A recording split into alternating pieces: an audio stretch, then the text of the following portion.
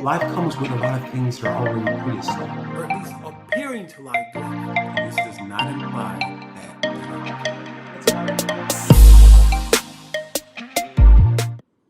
Hey everyone, what is going on? What is going on? Good morning and welcome to Men's Morning Check-In. My name is Curtis Brooks. I am your host. Guys, we have yet another great show for you. We are talking about leadership. Yes, today is Wednesday. That means that it is Why Leadership Matters Wednesday. So we'll be diving more into that in just a bit. Guys, the premises of this broadcast is for men to check in, guys. All too often, we as men are checking out both mentally and emotionally.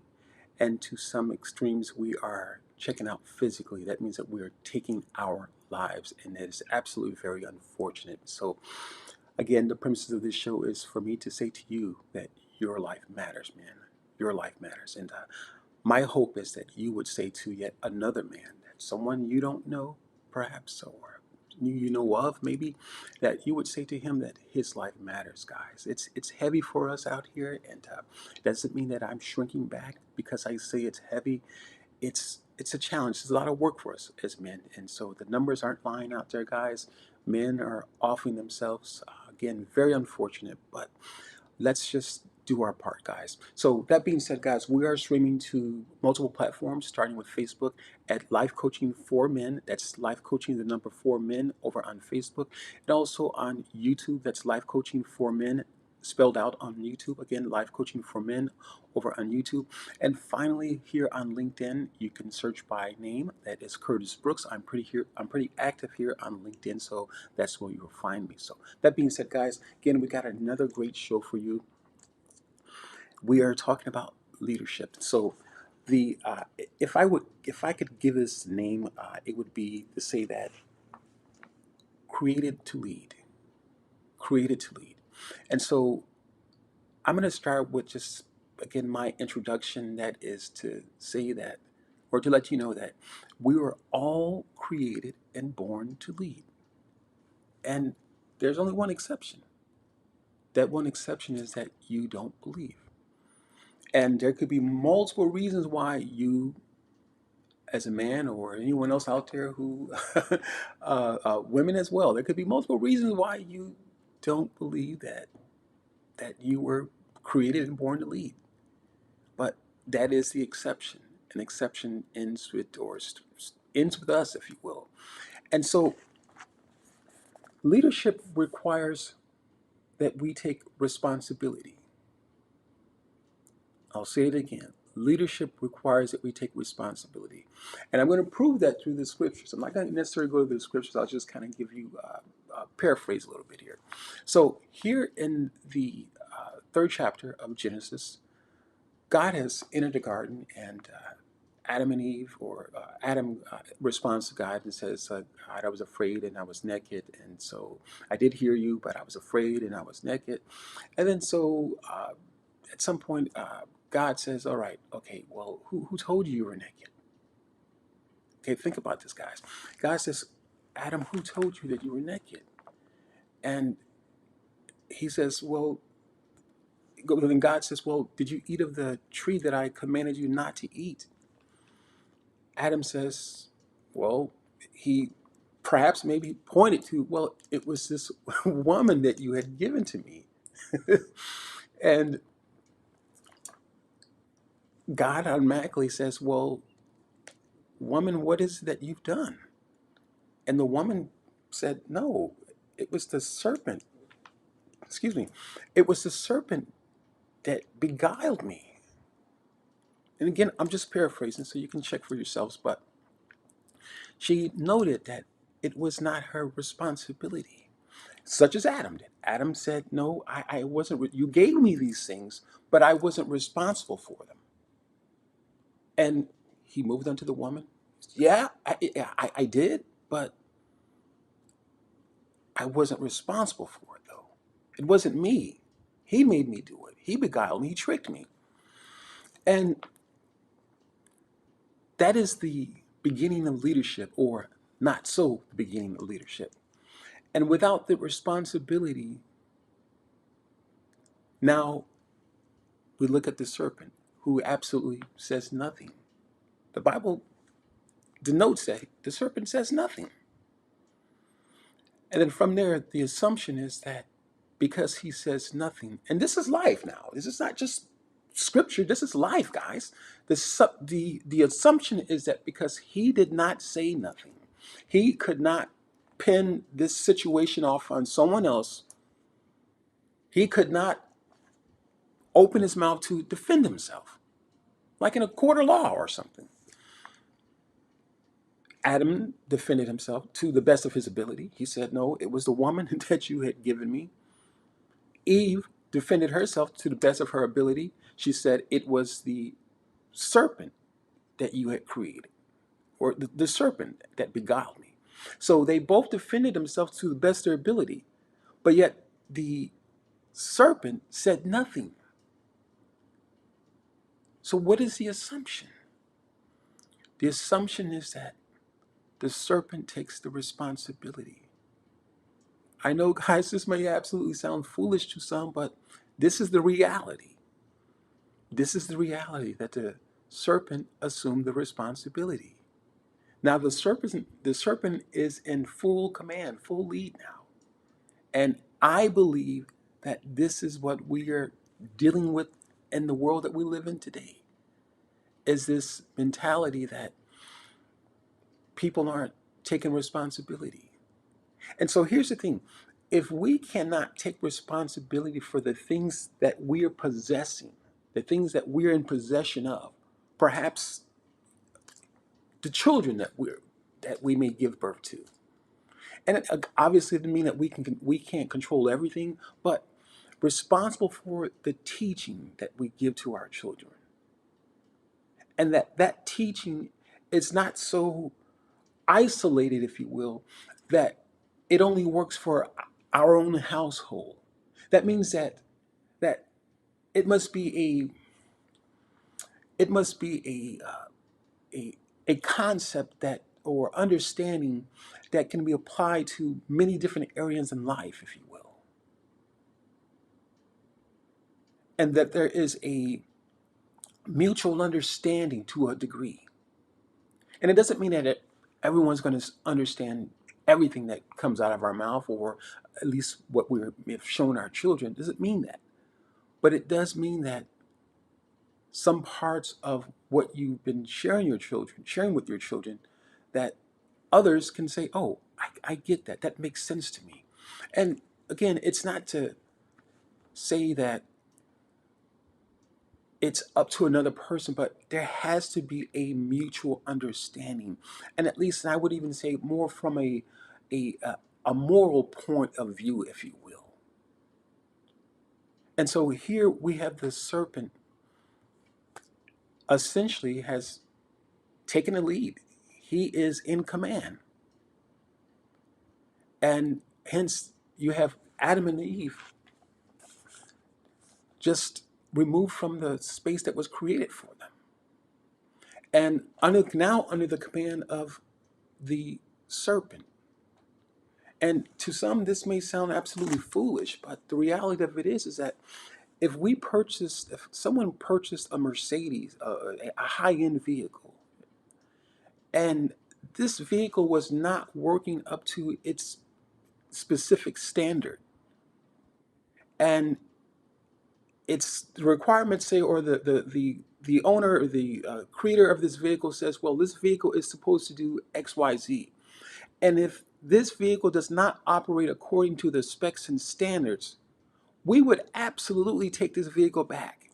We know that someone is responsible for that. Well, you told me that this vehicle does this, and it should go 100 or 200, 300 miles per hour with ease, with no problem.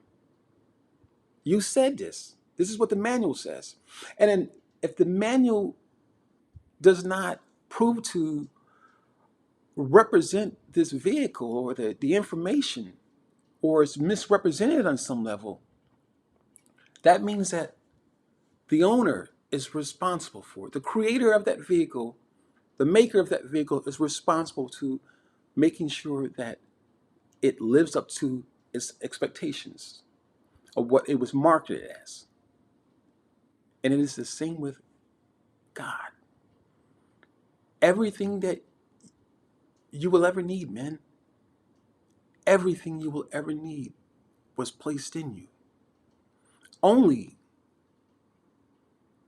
this time, because of the unassumed responsibility that Adam nor Eve had taken, the assumption now is that the manual, the beginnings which God had placed everything in us, had given us everything. And this is also to lead, for leaders.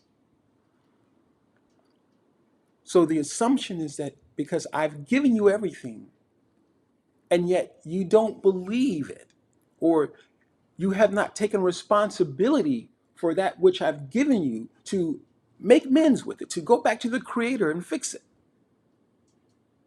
The assumption is that you're now under the command or the authority of someone else. And now, essentially, and I know it sounds weird, but essentially Satan is now, or the serpent, if you will, is now responsible for fixing it. He's responsible for fixing it. And the Bible clearly tells us that the serpent, he is a killer, he is a destroyer of all brethren. And brethren meaning that those who are deciding to believe this.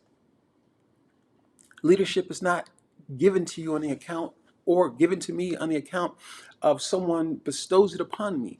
Leadership is given to me, given to you, given to mankind on the account of what is written. Now it is up to us to believe it. Now, if it's something is wrong with the product, we've got to go back to we have to go back to the manual, if you will, for a different interpretation, if you will. And maybe we don't understand it. And part of what has been removed from the leadership of mankind operating in his rightful place as leaders, part of what has been removed is the belief. Guys, it's not difficult, but it is necessary though. It's necessary that you believe and that your thoughts will follow to build upon that belief. It's necessary because conversely, we're ending up being led by someone else. And this leadership is not just about leading some kind of business. This leadership extends to your families. First, your family. Our families are our first line of business. And leadership first extends to our families. It extends to the very things that we've been given. And if we can't take responsibility for those things, the assumption is that the responsibility is someone else. Someone else is responsible for this.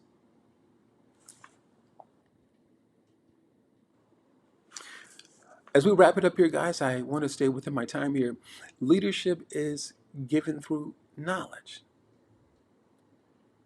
And knowledge, of course, is given through reading, getting information. Knowledge is also given through, or attained through a hunger, attained through a discovery, wanting to know more. Sorry about that, guys. We got the maintenance people, alarm people outside here. But leadership is first given through knowledge, acquiring about who you are, not who I think that you are or who they say that you are, but for it is written, for it is written, for it is written, guys. This is through the Bible. It is legal text, guys. It is legal text. And so without understanding of who we are, we can't take the responsibility of ownership. Ownership is only, at this point, ownership is only something that you can take over, or take hold of, uh, just and just through paper, if you will, just through a document. And that in itself is the problem itself, because if it's only through the document, and if it's not in here and in here, through attaining or searching for a greater knowledge, we're being led. So leadership is a given, meaning that it's been given to you and I to lead, men. And more than enough of us as men aren't taking the lead. You don't have to say you don't believe, and that's not what I'm saying. And perhaps, well, maybe I am saying that you don't believe. Because if you did believe, you can sit down with your Bible and start with the book of Genesis and find the leader that is already established in you from the very beginning. And that, my friend, is the only way. The only way. Anything else outside of that understanding is just a someone mimicking something, someone playing the part, but not fully embodying the ownership. So that being said, guys, we are about a minute over our time here, and I want to leave you with this here.